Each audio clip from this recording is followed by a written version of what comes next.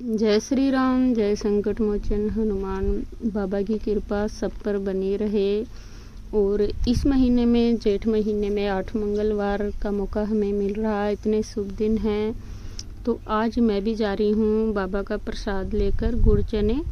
और आपको जो भी मैं पूजा भक्ति करती हूँ लाइव दिखाती हूँ। तो मैं चल पड़ी मंदिर की ओर और बाबा के दर्शन करने। आज तो बहुत बड़ी परीक्षा ली बाबा ने। मैं सुबह तैयार हुई थी जाने के लिए, हाँ, पर कोई ना कोई काम हो जाता था तो मैं बहुत लेट हो गई थी। दोपहर हो चुकी थी और इतनी तेज़ गर्मी, मैंने भी ठान लिया था कि बाबा आप बुला रहे हो तो मैं सुबह ही आपके दर्शन करूंगी, और चाहे कुछ भी हो जाए मैं आपके दर्शन करने आ गई। और भैया हमें बुलाते हैं तो हमें जाना ही पड़ता है, चाहे किसी हाल में हो। हमारी छोटी मोटी परीक्षाएं तो होती रहती हैं, फिर भी हम जो चीज़ हमने दर्शन करने की ठान ली है। तो मैं बाबा के मंदिर पहुंची। बहुत सारे भक्तों ने गुड़ चने चूरमे का प्रसाद बाबा को चढ़ाया हुआ था। मैं थोड़ी लेट हो गई थी, पर जो भी था मैंने भी ठान लिया था कि बाबा के दर्शन मैं करके ही आऊँगी सुबह ही, चाहे मुझे दोपहर को ही जाना क्यों ना पड़े, कितनी भी गर्मी हो मैं जाऊँगी ज़रूर।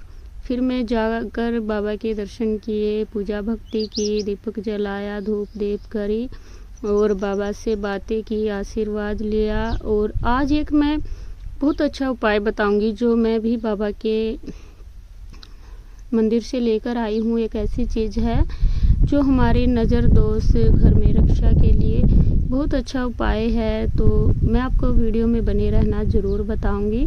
बहुत अच्छा उपाय है। अगर आप बाबा की भक्ति पूजा करते हो, इन्हें मानते हो, तो बाबा की पूजा भक्ति की, हनुमान चालीसा पाठ किया। अभी आपको तो पता ही है, मेरे बाबा जो मंदिर था मेरे पास नहीं आया है। मैं यहाँ रह रही हूँ खेत में। तो आपको मैंने लाइव अपने जो भी जीवन के जो भी कार्य बाबा ने किए या मुझ पर जो आशीर्वाद हुआ, जो इच्छा मैंने की, बाबा ने सब पूरी की। बहुत सारे एहसान हैं हमारे संकट मोचन के, वो मैं चाहकर भी नहीं चुका सकती। इतने एहसान हैं हमारे संकट मोचन के, बाबा के इतना उपकार किया है। तो ये सब बातें तो चलती रही, बाबा की पूजा भक्ति की, दीपक जलाया, प्रभु श्री राम को धूप दीप आरती की। और फिर मैंने बाबा के चरणों से या सिंदूरी मूर्ति से जो सिंदूर लिया, कुछ सिंदूर मैंने बाबा के चरणों से लिया और कुछ जो सिंदूरी मूर्ति है मंदिर में वहाँ से मैंने लिया।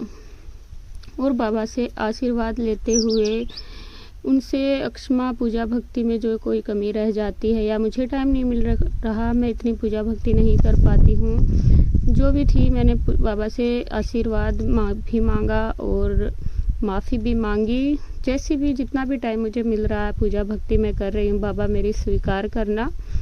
और बाबा के हमारे संकट मोचन के पैरों का सिंदूर और उनकी जो सिंदूरी मूर्ति है उनका सिंदूर लेकर मैं घर पर आई। और इस सिंदूर से हमें क्या करना है, अगर हमारे घर के मुख्य द्वार पर हम इससे राम राम लिखते हैं या स्वास्तिक बनाते हैं, जहाँ पर भी हमें लगता है हमारी दुकान है, व्यापार है या हमारा कोई भी फार्म हाउस है, आपको लगता है नज़र दोष होती है, बार बार नज़र लगती है हमारे घर पर, कारोबार पर, तो इस सिंदूर से हम स्वास्तिक भी बना सकते हैं और राम राम भी लिख सकते हैं। दोनों ही काम अच्छे हैं। हमारे कारोबार पर, हमारे घर पर कोई भी नज़र दोष नहीं होगी।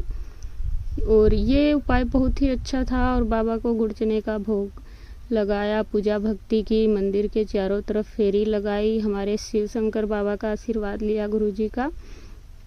और इनके आशीर्वाद से ही बाबा संकट मोचन मुझे मिले हैं। तो गुरु का होना भी ज़रूरी है। शिव बाबा को मैं गुरु मानती हूँ। और मंदिर के चारों तरफ मैंने फेरी लगाई तो एक ध्वजा बाबा की थी, मैंने सोचा ले चलो घर पर, फिर मैंने नहीं ली, बस मन नहीं माना। तो मैंने मंदिर की चारों तरफ फेरी लगाई और बाबा के दर्शन किए। और यहाँ पर हैं हमारे बाबा श्याम जो हमारे कुल देवता है, इनका भी आशीर्वाद लिया, धन्यवाद किया। और सबके पूजा भक्ति करके, दर्शन करके मैंने बाबा संकट मोचन से विदा ली, राम राम बोला और बाबा से कहा कि जल्द ही आप मेरे घर आओ बाबा, आपके बिना सब कुछ सुना है, और इतनी दोपहर तपती में मैं बाबा के दर्शन करके पहुंची अपने घर को, और बहुत अच्छे दर्शन रहे, मन हल्का हो गया। और आप भी इसी तरह की भक्ति पूजा, छोटे छोटे उपाय जीवन में ज़रूर करें। बाबा सच में सबकी सुनते हैं, संकट मोचन है हमारे बाबा। कोई भी हालात है उसमें पूजा भक्ति करें। जो वीडियो में मैं आपको दिखाती हूँ, अभी मेरे पास कुछ नहीं है तो और बाबा का दिया सब कुछ है। तो जो भी करें, किसी भी परिस्थिति में है, पूजा भक्ति मत छोड़े। जय श्री राम, जय संकट मोचन हनुमान।